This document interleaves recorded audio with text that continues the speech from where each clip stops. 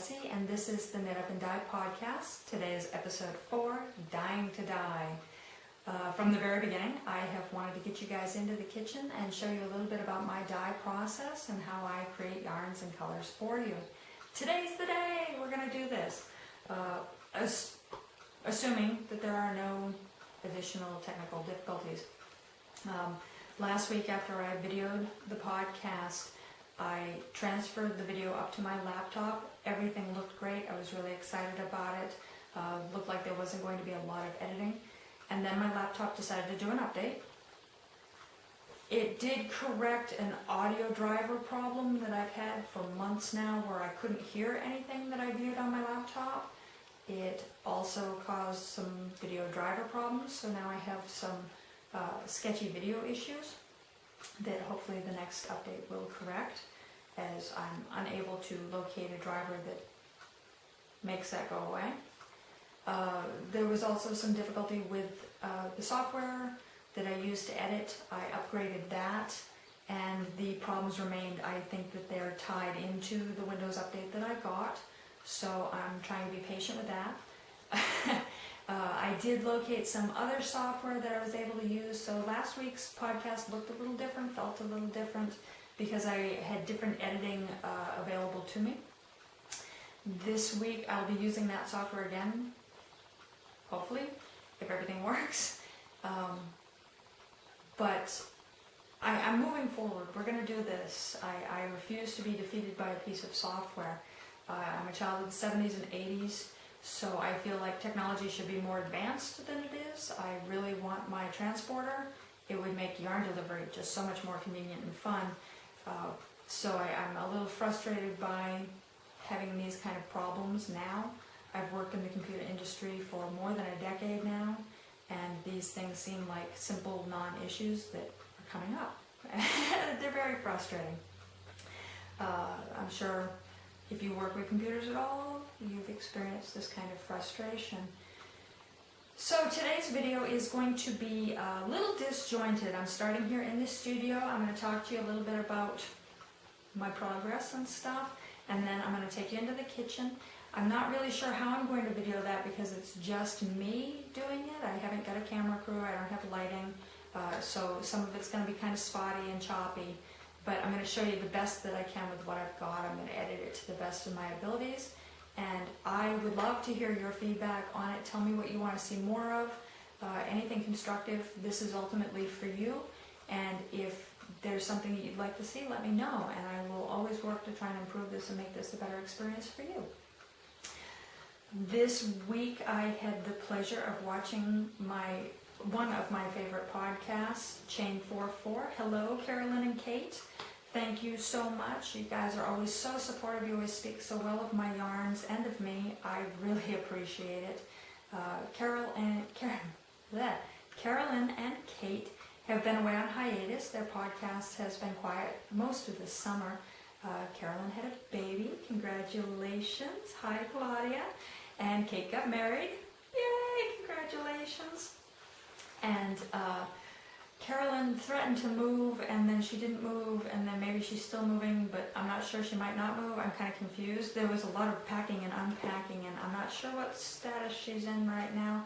I'm sure she'll share it all with us. If you're not already a fan of Chain 344, pop on over, watch that podcast. They are wonderful. I love watching them. As a special surprise in this particular podcast, Kate had knit up a baby cardigan for baby Claudia, and she happened to do it out of one of my yarns. She did it out of my Minerva colorway. I'm going to show you the colorway. And certainly pop on over to the podcast, take a look at this cardigan. It is cute, cute, cute. This is Minerva. I have this one on Tap Monkey. It is 75% superwash merino, 25% nylon. 100 grams gets you 463 yards. It's purples, a little bit of a blush, a cream, slightly pink, but mainly deep, deep dark purple. Very pretty, and just, you should see this cardigan. It is just beautiful. Kate did a gorgeous, gorgeous job on it, and I look forward to Carolyn sharing pictures of her. If not on Instagram, maybe she'll wear it for the podcast someday. Beautiful. Thank you guys. Yay! This week I did have an acquisition.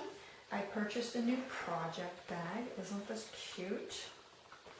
It has like classified ads all over the fabric for witches and wizards that include wonderful hats and rat poison and cloaks and glasses, poisons, sure to kill, coffins, all kinds of wonderful witchy things. Very, very Halloween. I love this. Very Harry Potter.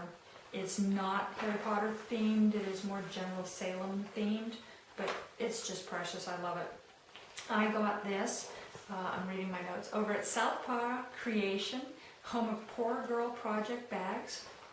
She's on Etsy and she is out in Heartland, Vermont.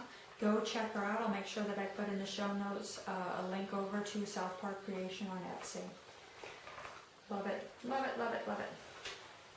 And it is my secret project that I'm not going to show you because it's for Christmas for somebody. And as soon as I show you, if she's watching, if he's watching, if they're watching, they'll know it's for them, and I can't ruin the surprise.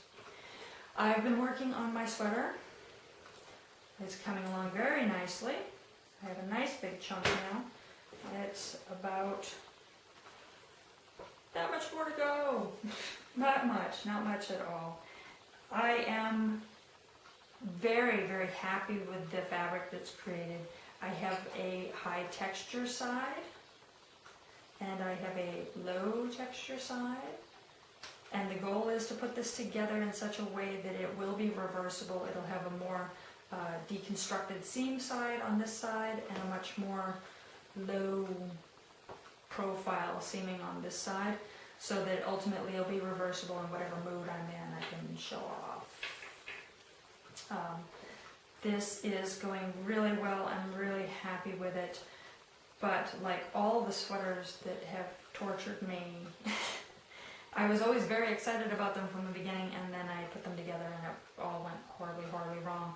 This one, as I've told you in previous podcasts, is 4 rectangles. It can't possibly hurt me. I'm going to do this. I'm going to have a sweater that I love and that I wear. So progress, we're doing very, very well. We're more than 3/4 of the way through the front or the back. They're matching. It's going to be reversible in every direction possible. So we'll see. Although, okay, I'm going to admit, because this is not patterned, I'm toying with the idea of maybe making the front a bit of a V-neck. I prefer a V-neck. So that, I think this is the back piece. I'm told you always start with the back. And we'll see how I feel when I get further into this project. I may change it up. Also in my progress for the week, I did manage to put a couple of squares on my How Do You Eat an Elephant blanket. Just 2 little guys right up here. But progress is progress, and it's coming along nicely. I love this. I think it is so beautiful. So, yay! I'm getting somewhere with it. I had put this aside for quite a while, and I found when I picked it back up, because again, it's not patterned, it's more of a formula, I had to think about how I construct a square. So I think I need to sit down and maybe make some notes so that if this ends up getting set aside again, which is very likely, I will be able to return to it. Why is setting that aside very likely? Number 1, I am starting to knit Christmas gifts. Number 2, we are doing some renovations here in the house. At Christmas time last year, we renovated my studio. Thank you, John. My husband, he worked so hard on this. We put in new hardwood floors, we painted walls, we had to do some repairs, we removed furniture, we got new furniture. It was a major overhaul of my studio space. He worked so hard on this, and the space is so beautiful, it's so inspiring. I just love it. I'm so much happier in this space than I was before when it was not this space. So this year, this fall, we're doing additional renovations in the house itself. I'm having all of our windows replaced. Our windows are really gappy and airy, and they're old, they're wood, they're warping, and We've had some damage to them over the years. I live in the desert. The sun out here is absolutely brutal, and it dries things out very quickly. Seals gas out, wood cracks. It's very hard to maintain it at the rate that it wears. So we're having all new vinyl windows put in. We're also replacing the patio door, and we're having the house re-stuccoed. I have never been through something so stressful in my whole life. Procuring a loan, generally that's not really as stressful. You go to the bank, you fill out the paperwork, they say yes or no. If they say maybe, you may have to give them more information, and then still it's a yes or no, and then it's done. Here's your money. And your only stress is paying it back. But then it's getting a contractor and having them in your house repeatedly for quotes and getting estimates and quotes, and then scheduling. My husband and I both work full-time. We both have a little bit of a commute. It's almost an hour each way, each day. So collectively, and then an hour lunch in our days, so a 9-hour workday becomes almost 11 hours away from home. Trying to schedule anything in your life around that kind of out time, doctor's visits or estimates and construction work on your house, can be very difficult. His work is a little bit more flexible for getting paid time off and scheduling time off. Mine is a little bit more constrained. There's a lot of business considerations that go into getting time off. So I need advance warning on things. I need to know generally a week in advance before the construction workers get here that I need time off, and then it has to work with the business needs before I can get it approved. Neither here nor there. Either way, it's very stressful to have all your windows taken out and put back in, which hasn't happened yet, so I'm anticipating stress. We did have the patio door. We went to a big box store and we found a door that we really liked, and we ordered it for delivery. It was supposed to come yesterday, and the truck arrived and the door arrived, and it was completely the wrong style and not what we wanted at all, and wasn't even going to work. So it stayed on that truck, and we went down to that big box store and got the money reapplied back to our bank, and went and looked at the door again that we thought we had purchased, and we were told then that, oh no, that's going to cost twice what you thought you were going to pay for it. It's a special order now, even though we have it in stock. So we marched to a totally different big box store, found exactly the door that we wanted, pretty much the same thing that was at the other store, for about $200 less, which means I was able to buy my hardware for the same price as what I was going to buy the door for. And that's being delivered next weekend. In the meantime, my contractor called me and said, so we're on for Monday to install that? No, there's another delay. So there's so much coordination going into this. It's like getting married. You got to make sure everybody's sitting at the right table and nobody's fighting with each other, and the cake shows up on time and the dress is the right color. It's just crazy. It's crazy. I've never done this kind of thing before. Maybe there's some magic book or guide online. Certainly, if you know of some way to make this less stressful that doesn't involve murder or alcohol, I'd love to hear about it. Anyway, so that's my life drama. Hopefully you're not just totally going, oh my God, be quiet, shut up, I don't want to hear about this. You're going, oh, I've been through that, or ooh, we're doing that. I'm going to watch and learn from you. Anyway, moving on. So I've shown you my acquisitions, I've shown you my progress, I've told you my life drama, and now I'm going to break from filming in here, and we're going to go into the kitchen, and I'm going to show you how I dye yarn. My initial project is going to be my chocolate colorway on my Salsa Monkey base, This is a sweater quantity custom dye that I'm doing for my mother. She's going to make a sweater out of this yarn, and I'm super excited to see her sweater. So let's go cook up some yarn.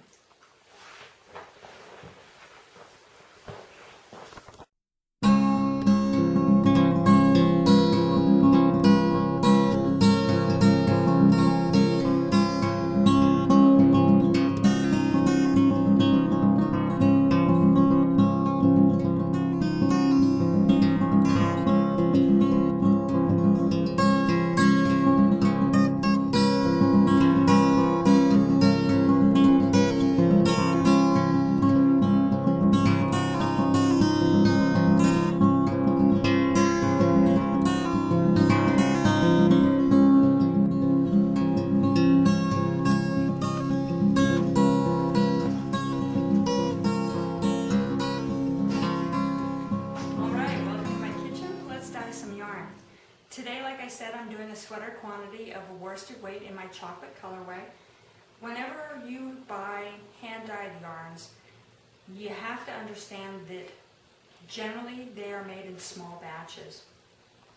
When you're working with hand dyes specifically, there's going to be variances between batch A and batch B.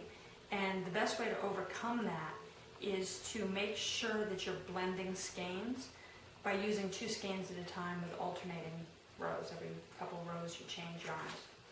This will give you all the variety, all the beauty of the yarn without showing the differences between the different batches. Like I said, every batch is going to be a little bit different. That's just the magic of hand-dyed yarns. So to combat that, if you ever order large quantities of hand-dyed yarns from me, you'll notice that I have different colored ribbons tying the labels on. The ribbon denotes the batch.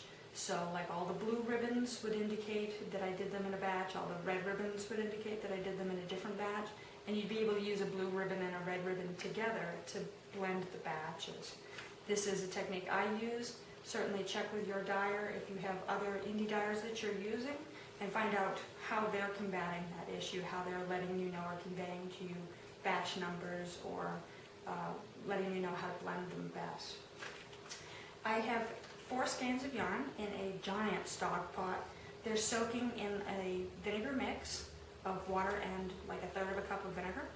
I use vinegar. It's cheap, it's easy, it's readily available. I do use citric acid for some of my recipes. I find that they react differently. Some people specifically use one or specifically use the other. I have different recipes for different uses and different colorways, and depending on the effect I want, I'll use one or the other specifically. I find that with vinegar, the yarns have a tendency to have a more married color and a little bit more vibrancy. I find with the citric acid that the colors are a little bit more separated and they're a little bit dulled down. It really depends on what you're looking for from your color, and you have to experiment to figure out how your dyes react. I use a couple of different dyes. I blend them. I like to play with color. So it's really about experimenting and finding out what works best for you and what you want. Certainly any of this stuff is readily retail available. I don't have any special license. I don't have any special access to materials. Anybody can buy stock yarn. Anybody can buy the dyes. I use jacquard acid dyes, cute little bins here. I also use, from Dharma Trading, the Dharma acid dyes for my wool. I got smart. I labeled the top of all my stuff. I have it all in a little drawer so that I can see readily what I have available to me. Some of my stuff is really on a whim, and I know what a shade of green looks like, and I grab that shade of green and go, well, let's see what that looks like with vanilla today. And I'll play with it. Some yarns come out gorgeous, some yarns you will never see. They just don't do what we want. But that's how you learn. You play with it and have fun with it. Like I said, I'm doing chocolate today. I have hot water all batched up, and I have my diary with me. This is my recipe book when I'm creating new colors. It all gets scratched into a horrible notebook, and if it's a success, it gets transferred into the diary and it becomes the new colorway that I sell. If it's a total failure, it stays in the scratch-up notebook, and we figure out what goes wrong with it, and sometimes I'll tweak it, sometimes it gets torn out and thrown away. First things first, always, safety is very important. These are chemicals, they are powders, you don't want to inhale these. The state of California has alerted us all that these are cancer-causing materials. I do use safety equipment. I don't particularly want to be the cause of my own death, so I am very careful about aspirating any of the dyes. All of my jars are closed. You won't see me without a mask if they're open. It's really important that you're careful with these things. So let's equip up and mix up some dye. I'm going to try to project as much as possible so you can still hear me, but I will have on a face mask. It's very attractive. I just love the way this looks. But it's important. As well as gloves, I don't particularly like to be stained. These dyes are designed to stain proteins. Your skin is a protein, it will stain.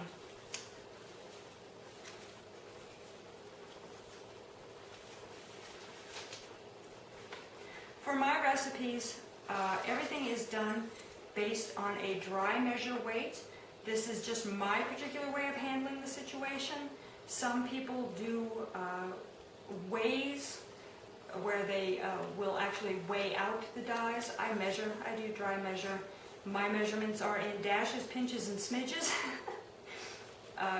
This is just how I started, this is how I created my formulas, and this is how I proceed in order to maintain the same colorways and their consistency.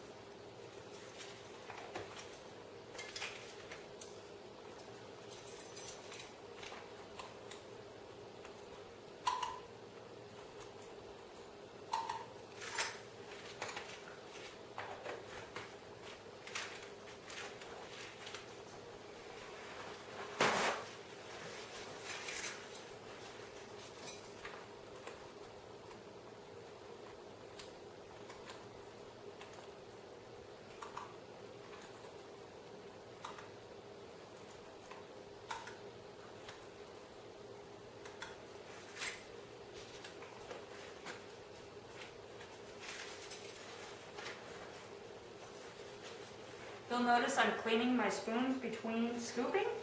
I don't want to cross-contaminate my dyes. If I get even the smallest bit of a color in a different color jar, it will affect every batch there forward.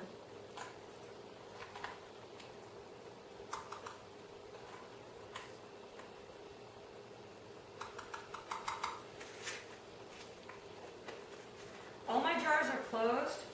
My dye has been added to my hot pot here, but until it's actually absorbed in and completely dissolved, I don't want to take the mask off just because I'm going to be stirring it and I can still aspirate that powder into the air. From your perspective, all you're going to see is dark, inky water. From my perspective, I see dark, inky water. But there's actually a whole new color that's been created down in this.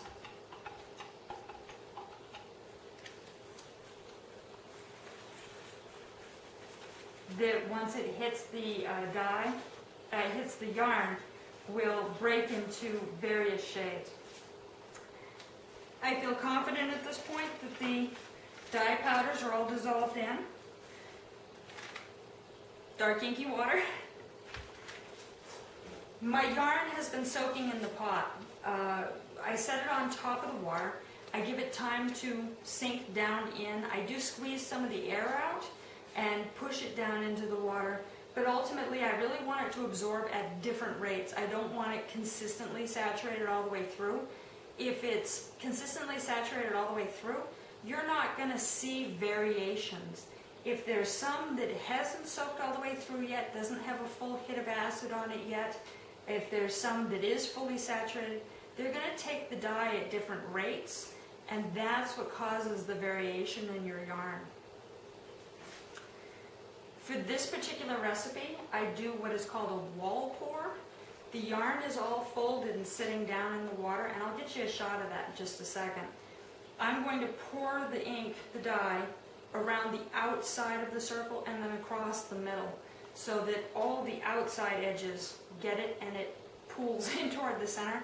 Again, what I'm looking for is an inconsistent take-up of the dye. I don't want this to be uniform. I want different areas of the yarn to take up the dye at different rates to get the tonal qualities. I'm going to take a quick break and come around and grab the camera and show you some different angles of what I'm doing up here. It is going to be an editing feat on my part, but we're going to see what we can do. Okay? This is stock yarn. It's all been tied up and it's just waiting to go into dye pots. It's completely dry. It'll soak when we put it in the dye pot. This is yarn soaked in the dye pot. You'll see that some of it is submerged, some of it looks darker, some of it looks lighter. That's the amount of water that it's absorbed. I'm going to reach over here, grab my dye, and I'm going to start the wall pour for you.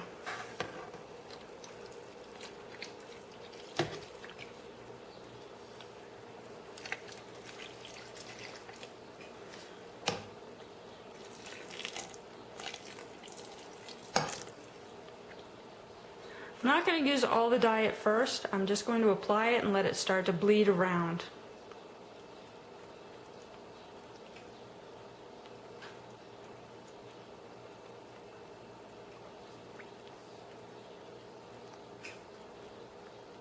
At this point, I'm sure you can see that some of it is starting to bleed over here. The dye is soaking through the fibers and it's following the water. Where it does that, it's going to start to break into the components of the different colors of dye that I used to make this batch, and you'll get variations in the tones. The places where the dye hit directly, you're going to get the real deep coffee, roasted coffee bean kind of shades of this particular yarn. I'm not going to be able to show you this yarn done. I will be able to show it coming out of the dye pot. It'll still be wet, but I'll try and show you a skein of the chocolate on a different base, just so that you can see the colors a little bit better in the post-production kind of way.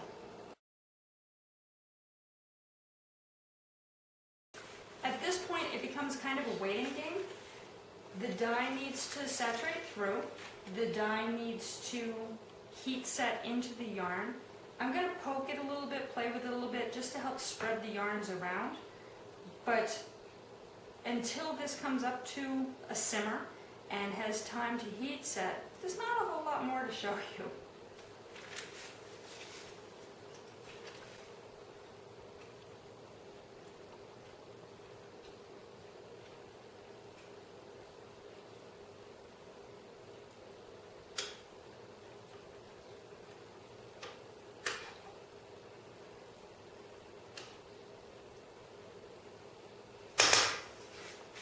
We're going to add the rest of it.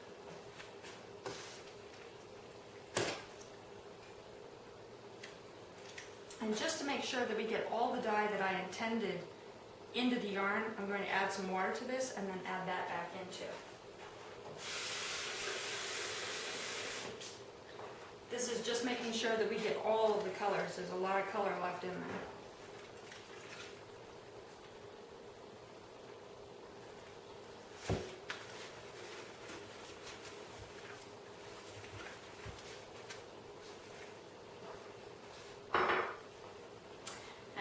Instead of keeping you guys hanging, I'm going to shut off the camera for a little while until we get closer to the heat set process and you can see it coming out of the pot. Thanks. Real quick, before it gets too blended, I wanted to show you this.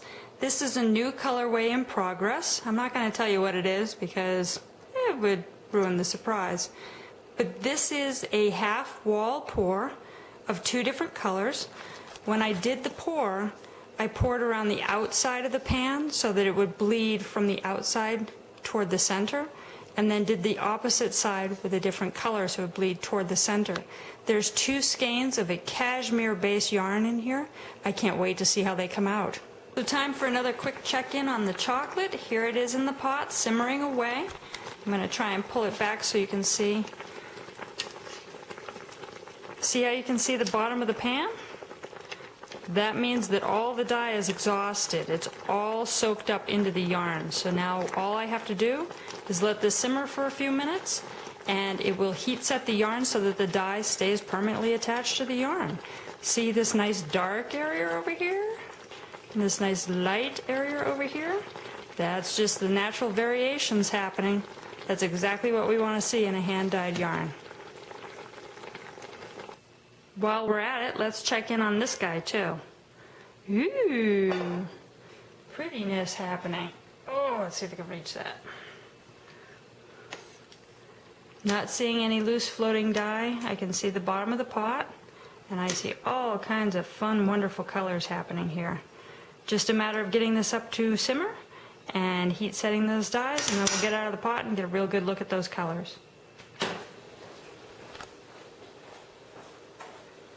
Okay, so the chocolate batch is heat set and has started to cool. It's time to start washing it and make sure all the dye is out.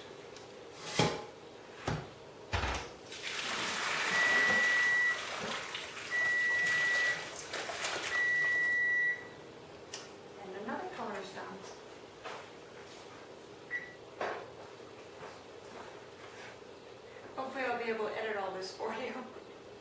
So the chocolate has been heat set and it's been allowed to cool for a little while, and now I'm draining it out in the sink. Theoretically, all the dye is set, and the washing process is just going to get out any residual vinegar or leftover dyes and make it all soft and lovely for my mom for her sweater.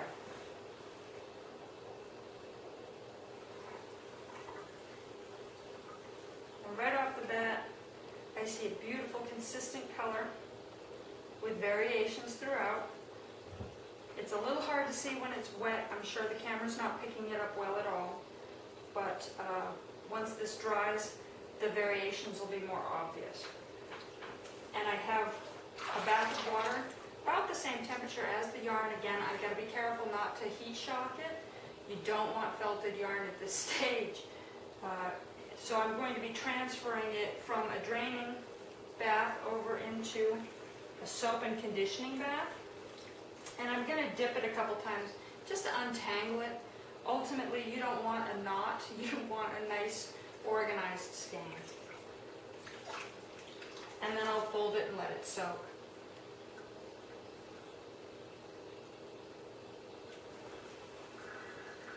You see when they first come out of the pot, they're a little tangled. A couple quick dips organizes it right up for you.